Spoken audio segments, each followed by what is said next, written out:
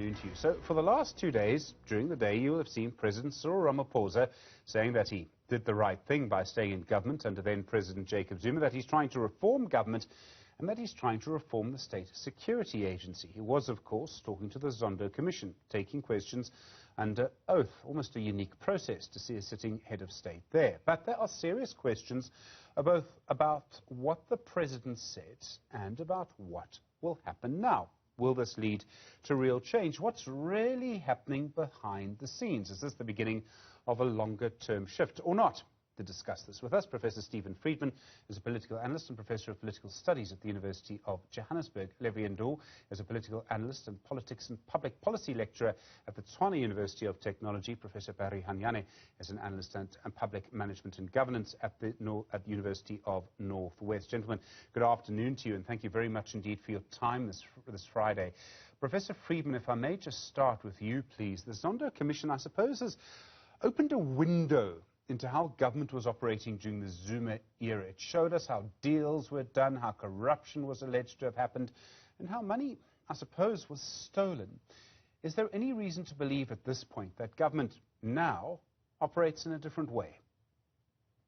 Well, yes, I think there is, Stephen. I mean, government is changing. It's obviously not changing enough. As we heard in the exchanges between the President and Advocate Pretorius, for example, on the State Security Agency. But the evidence that government is changing is quite significant. I mean, we could probably start with the point you made. The head of government is actually appearing before the Zonde Commission. The head of the last government refused to appear before the Zonde Commission. But more importantly, there have been significant changes to the criminal justice system and the way in which it operates. And the result of that is that we have the former president, the Secretary General of the governing party, on trial. We tend to fixate a bit on the national picture. My information is that at the local level, there are somewhere in the region of 90 cases of corruption pending against local officials or politicians. So that is a change. Economic policy has changed quite substantially. I mean, we've seen a very clear economic policy direction, not one that everyone likes, but clearly a coherent one. If you look at what has happened with power production, if you look at the budget and the attempt to impose fiscal discipline, you look also at what is in effect the privatization of South African Airways. So there is significant change. But the change is uneven. And I think the point that needs to be made very forcefully is that governments in democracies respond to public pressure. They respond to what that section of the public who gets to talk is concerned about. That section of the public which is concerned to talk is very concerned about corruption, as are many other people. Business lobbies are very concerned about structural economic reform. So those are things that the government acts on. Something like what Advocate Pretorius confronted the president with, like the incredible problems in the security services, have not been the subject of public pressure. And quite frankly, as somebody who's been concerned about this for a while, I'm very pleased that this was highlighted at the Commission, because I think that unless it becomes a subject of public pressure, it won't be very high up on the government agenda. And as long as it's not high up on the government agenda, we run the risk in 3 or 4 or 5 years' time of a situation in which we once again have factionalized security services who are unable to deal with threats to public order. So I think we have to be realistic about this. Government is changing. The government is changing in those areas where the strong lobbies are the people who have a voice pushing it. If it's an area like security reform, which hasn't been on the agenda, then government tends to put that on the back burner while it worries about the things that public opinion is worried about. Levy Ndou, do you agree with that? I mean, the idea that perhaps it's because there hasn't been as much public scrutiny, maybe there hasn't been as much transparency around the State Security Agency, that's why there's less reform there than there's been at SARS, for example? Well, indeed. there are changes that one would say have actually started taking place in the security system. But I think also at the same time, the events that took place a few weeks ago, to be precise, last month on the 8th of July, have actually woken us up as a nation and as government. And that prompted a lot of citizens to start asking very critical questions. And those were the questions that relate to the safety of the citizens, and those were the questions that relate to how government responds to matters that threatens our security.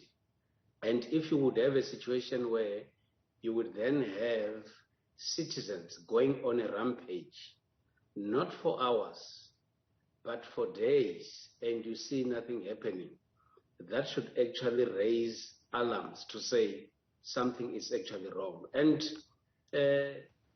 either way, government had to respond, and respond in a manner that they would feel that citizens would end up feel secured, but also at the same time to protect the government and the entire population. And that is why now you have the new setup in which the State Security Agency has to report directly to the presidency. But for me also, it has also a lot to do with how the ANC as a governing party identify certain areas and how they strategize around different portfolios in government. And I think this is one area where the ANC should actually say, let's put all the differences aside, but let's ensure that in these positions, we need to identify capable, trustworthy people that will indeed be able to safeguard the interests of the citizens and indeed protecting them. And that is why we have this kind of a situation now. But if you talk about security and enforcement holistically, one other area that I think is quite lacking in South Africa, and it has been going on for some time, are matters that relate to enforcement. Because in South Africa, you would then have rules and regulations and laws that are known by all of us. But when it comes to enforcement, our government seems not to be very much efficient at that level. That is why you would have a lot of motorists not being able to pay their traffic fines. That is why you would have a lot of citizens invading land illegally. That is why you would also have borders that are not protected. So the list can go on and on. So there is an element of enforcement in South Africa, which is just something else, and nothing is actually happening in that regard. And I think that is where also government should be able to stand up and say, we need to do something, so that citizens should, at the end of the day, say, indeed, we have government, we've got rules and regulations that has to be followed. Professor Hanyane, I sort of worry we can get stuck in the State Security Agency because there's so much to talk about. It's an important area. I want to pose a philosophical question to you. How would we know if the State Security Agency is actually reformed? And I think this is a problem that all democracies have because of the, well, I'm afraid to say, necessary element of secrecy. I'm a journalist. I don't want to think any secrecy is necessary, but I'll make an exception for the State Security Agency. So I can see from the outcomes of the National Prosecuting Authority, if it's reformed and the criminal justice system is working, I can't see that necessarily with the State Security Agency. Stephen, good afternoon. Good afternoon to my fellow panelists and viewers as well. Look, a question of this nature would not necessarily be confined to the philosophical realm, but also, as Mr. Ndou says, it is those pragmatic instances that gives us confidence as a people that we can go home, have our supper and sleep. Under the guise that there is ample and sufficient security provided. We would not be scared to hear that Al-Shabaab is few kilometers away from the South African border, somewhere in Cabo Delgado in the northern part of Mozambique. We would not even have to ask Rwanda, South Africa, perhaps Tanzania, to bring in their platoons as a way of providing a SADC force. But coming home, we would anticipate that there will be a taxi violence somewhere in Cape Town, and there would be measures to curb such a violence. The anarchy that we saw in KZN as well as Gauteng would have been avoided in the first instance. Sadly, you are sitting with stories that we hear through the media and of course the broader media circle that slash funds in the security cluster are being misused. Certain personalities in that space seem to be a law unto themselves. So we then wonder, are we safe in the capable hands and presence of these persons? Are these persons able to not only deal with internal insurgency, but also any possible insurgency that might come outside of our borders? That, for me, would be the benchmark, the indicator that we have a strong, or at least we're working towards establishing a strong security cluster that will work hand in glove with other agencies. There is no way in which intelligence can operate in silos without involving, without liaising with other like-minded agencies. It can, by the way, include the military. It can include subs as well. I'm taken aback by the Mbeki years when Cabinet Lekgotla would be run through what was called the cabinet memo. In a particular cluster, a minister would always be in touch with other ministers in that particular cluster to lay bare some kind of consensus. Here we are today, we are sitting with a minister who attaches a label to the anarchy that we witness and a president who labels it differently. Then you realize that the degree of indifference, not only in the language but also ideologically, does exist, unfortunately, in our executive. We will continue our conversation with Professor Hanyane, Professor Friedman and Levy Ndou in a moment. One of the topics of conversation, what comes first, renewal of the ANC or reform? We'll continue your conversation, of course, around what's been happening at the Zonde Commission, the issues that came out of it. Professor Stephen Friedman, Professor Barry Hanyane and Levy Ndou still with us. Professor Friedman, if I may just sort of return to you, there's always been, in a way, a tension between what happens in government and what happens in a governing party. This must be common in all democracies. I suppose the question here would be, what's coming first, renewal in the ANC? The ANC says it's going through a process of renewal. Is that leading to reform of government? Or is the president using his position in government, particularly the power of appointment to institutions that he has, to do reform first? Can the two run against each other? Do they have to run in parallel, renewal in the ANC and reform in government? Yeah, Stephen, I think the latter is correct. I think that the process has been driven by reform of government, not reform of the ANC, which is easier, which incidentally, as citizens, we should feel ought to be given priority. The government belongs to all of us. We should belong to all of us. The governing party belongs only to some of us. But if you look at the path which the current president has followed, and this attempt to, which was how this conversation started, to make the country operate differently, he started off by going for what was easier to go for, which was control of government. So those changes I was talking about, which introduced the criminal justice system, which were really all about separating the criminal justice system from the governing party and from politics. Because remember, he could have simply replaced Jacob Zuma's National Director of Public Prosecutions with his own one. But what he did instead is convene a committee which mainly consisted of the organized legal profession. And the obvious point about that was to say, well, this is not my national director, this is the country's national director. And that was able to proceed quite pace without changing the ANC.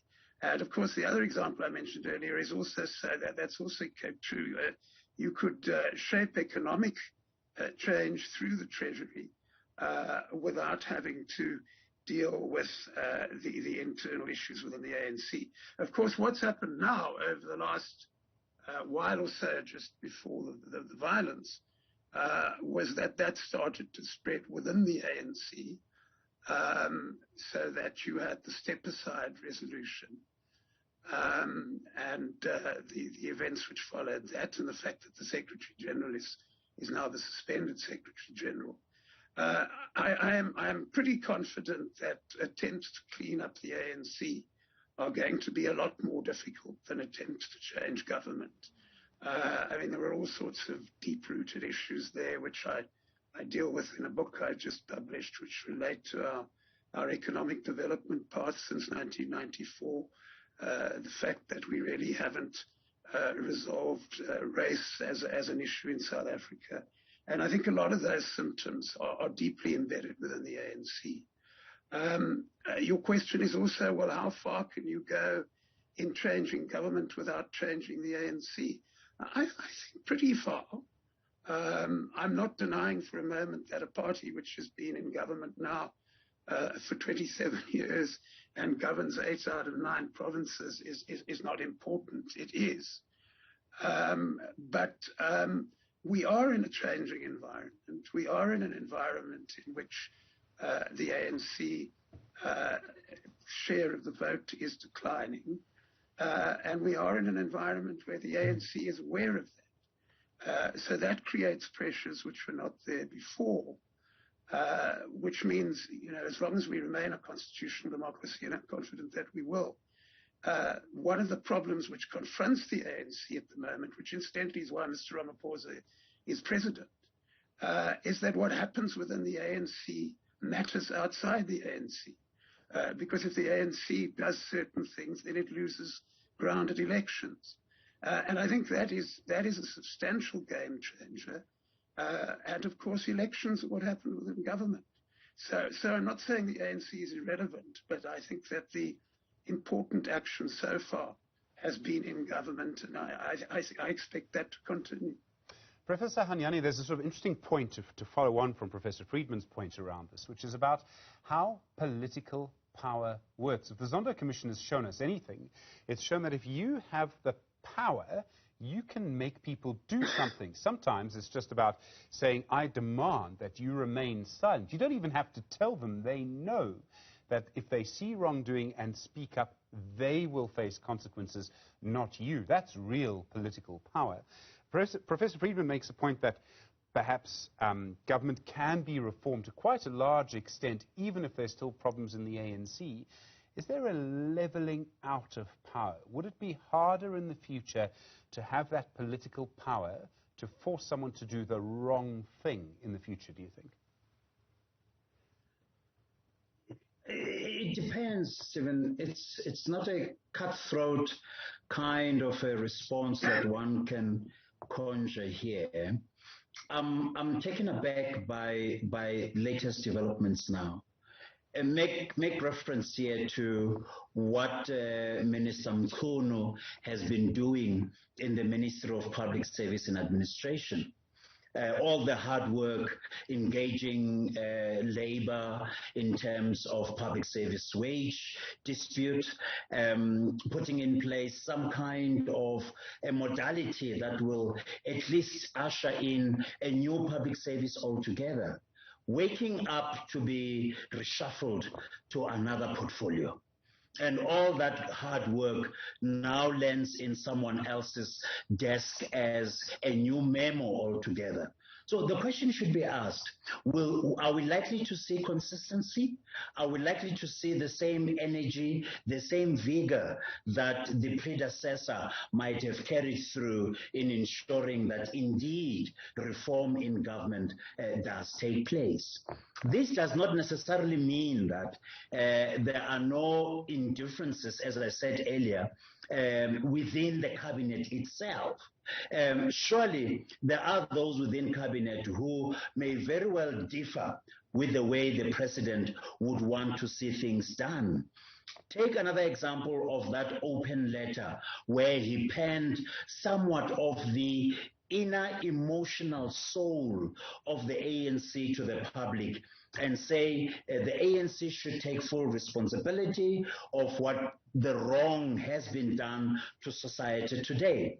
And not everybody in the ANC took kind to that gesture, let alone the message. So there will be those who would say, but it's a sign of a weakness.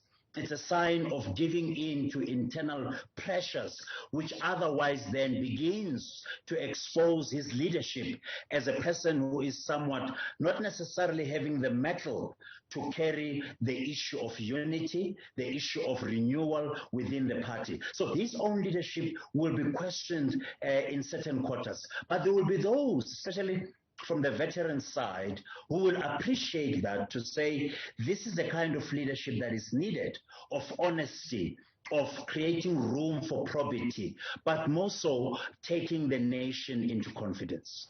Levy Ndou, I mean, just to carry on with this, there's so many people from the state capture era who have been implicated in wrongdoing who have important positions. Faith Mothambi, we know, played a key role in keeping Claudie Motsoeneng at the SABC. I mean, Faith Mothambi is still a committee chair in Parliament. Tony Yingeni, who I think has lost significant political power in the last few months, I suspect, still holds the chair of being a subcommittee chair in the ANC's National Executive Committee. There are plenty other examples that we could go through.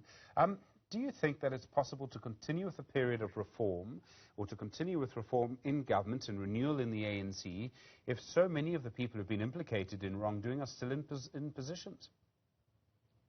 Well, Stephen, for me, I think it's supposed to be both. As long as you have the ANC as the governing party in South Africa, and you want to talk about reforms in government, you also have to talk about renewal within the ANC.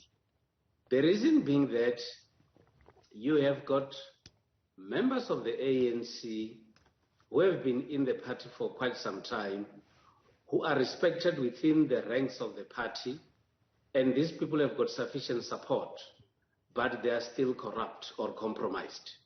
And these people are not leaving the ANC. You have got members of the ANC who are saying, we need to ensure that we do things differently, so that we have to rebuild our ANC and ensure that when we go to government, we do things differently. So for me, the ANC also itself has to go through the process of renewal. The ANC should not only focus on numbers, not anymore. The ANC has to focus on quality within its ranks. And the ANC should also not shy away from identifying, exposing, and going to an extent of expelling people that are compromised within its ranks. It remains worrying that you'll have certain individuals who are seen to be compromised, who are still given positions of responsibility by the governing party.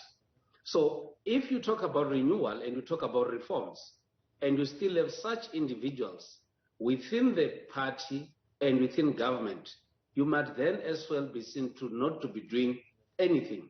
So the commitment, as long as the ANC is the ruling party, the commitment has to start from the party. And the party has to ensure that it cleans itself and then be able to deploy people that are not tainted in government. And the agenda of the ANC, if they want to reform government, should be very, very clear, and it should start to be seen by ensuring that they put right people in the right positions.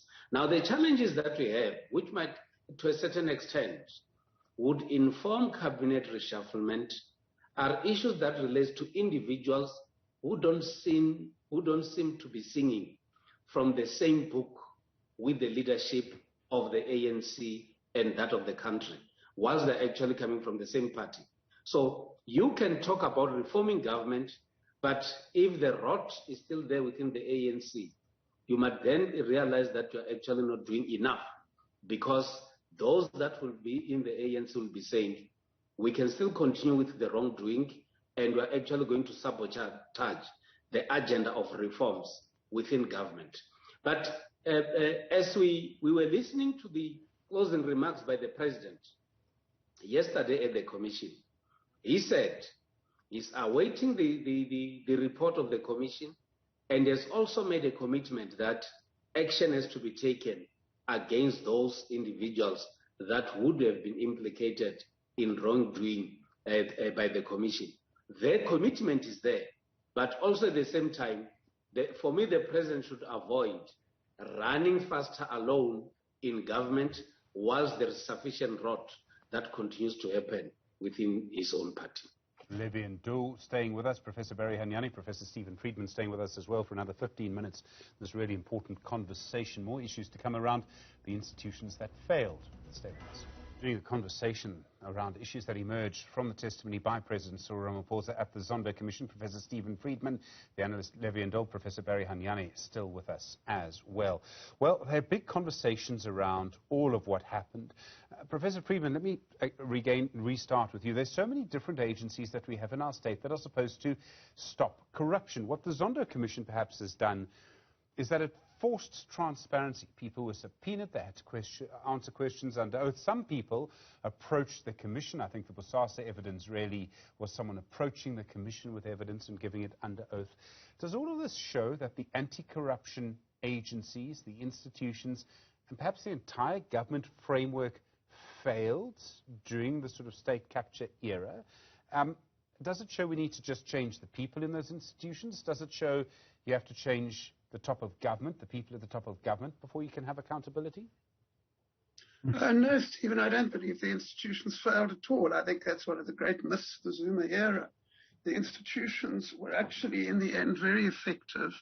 And the reason Mr. Zuma is no longer president, or his chosen successor is no longer president, is because the institutions worked. Institutions are not supposed to stop bad things happening. It would be nice if they could, but they don't have magical powers. Institutions are supposed to give us the power to remedy a situation when bad things do happen. And that is precisely what happened. The state capture project was brought down by the institutions. The judiciary played a major role. That is a core institution in any democracy. The independent media played an important role.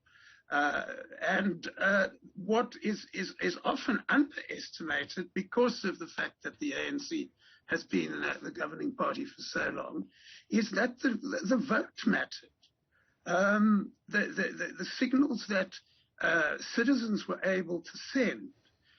It's now an open secret that the current Deputy President, Didi Mabuza, in effect changed sides and ensured that enough people in Mpumalanga would vote for Cyril Ramaphosa to change the result, because he was convinced on the basis of by-election results, probably correctly, that if Mr. Ramaphosa had lost, the ANC would have dropped below 50% in the 2019 election.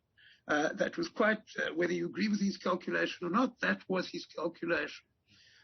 So, in effect, Mr. Zuma was brought down by the judiciary, by citizens' organizations, by the media, and by the vote. And that's how democracy is supposed to work. I think one of the things that's disappointed me about the Zonde Commission, and I'm generally positive about it, and maybe this will change when the judge writes his report, is that the way in which institutions have been handled in discussion at the Commission has totally wished away politics. People seem to pretend that politics doesn't exist. And politics is a lifeblood of democracies. So we have long discussion about why Parliament didn't exercise oversight. Well, actually, Parliament did exercise oversight when politics suggested that it should. So in 2008 and 2009, Parliament exercised very strong oversight because the Zuma group was trying to get rid of members of the Mbeki group. In the period that the Zonde Commission is dealing with, it didn't work because politics had changed. And that meant that there was a solid majority successfully enforced to cover up what would happen. We have to be realistic about democracies. Democracies give us the power to change things. They don't switch on some magic light. You know, you appoint an anti-corruption commission and then you have no corruption. That's a very unpolitical and a very naive view of how democracies work. So I think if we want to understand how effective our institutions were during this period, we have to take politics a lot more seriously and stop believing in the magic of rules. So what you're suggesting in a way, Professor Friedman, perhaps, is that what we've seen over the last few years is proof that for all of its weaknesses, its unevenness, its problems, our democracy works in that people do not accept bad governance? Absolutely. My problem about our democracy is not that it doesn't work, it's that it only works for 30% of the population. The other 70% are not heard, so that we can have a 3-year debate in this country on land. And the only people who never got a look in on that debate were landless people. 11 million to 14 million of them were totally ignored because they're not organized, and so they don't enjoy the benefits of democracy. But for those of us on this panel this afternoon and our viewers and anybody in this country who has a formal job, democracy works very well. And I think that's something we need to build on in the future. Professor Hanyane, there's going to be more discussion around the Zonde Commission. There'll be a final report, probably the recommendations of that report. Do you expect those recommendations to work towards the interests of President Ramaphosa? In other words, is he going to use the report by the Deputy Chief Justice to basically do what he's always wanted to do, which is to continue the reform of government? Yeah, look, by his own admission, Stephen, the president did somewhat appreciate the fact that some of the things that were discussed in the commission are things that have already begun to influence and inform his reform program. It's a clear-cut issue there. There's a need to strengthen your judiciary further. No wonder why we are having those interviews again, given the suspicion around possible negative influences there. The issue of strengthening NPA, your SIU, the entire security cluster, but making sure that we have a government that is able to work, a government that has checks and balances put in place to deal with issues of corruption. The VBS scandal at this point in time should not have happened. 27 years into democracy, you still have public officials who can't draw a difference between a mutual bank and a commercial bank, and yet these are people who are entrusted with the public purse. These are some of the issues that surely by now there should be arrangements in place that such mistakes, if they are mistakes, should not repeat in the near future. Levy Ndou, there's a really interesting conversation, I think, around how important the politics is. It's absolutely vital. I think Professor Friedman must be correct when he talks about how politics, for example, allowed Parliament to sometimes show really strong oversight and sometimes not to play a really strong oversight role. But, I mean, it's impossible really to predict how politics will be even in the shorter term. It would be hard to say, for example, that our politics will stay as it is, which will allow the reform of government, or not. I mean, it could all change quite quickly. Well, indeed. I think, firstly, I must agree with Professor Friedman that it is the institutions that have been created by our politics that has actually brought us where we are today.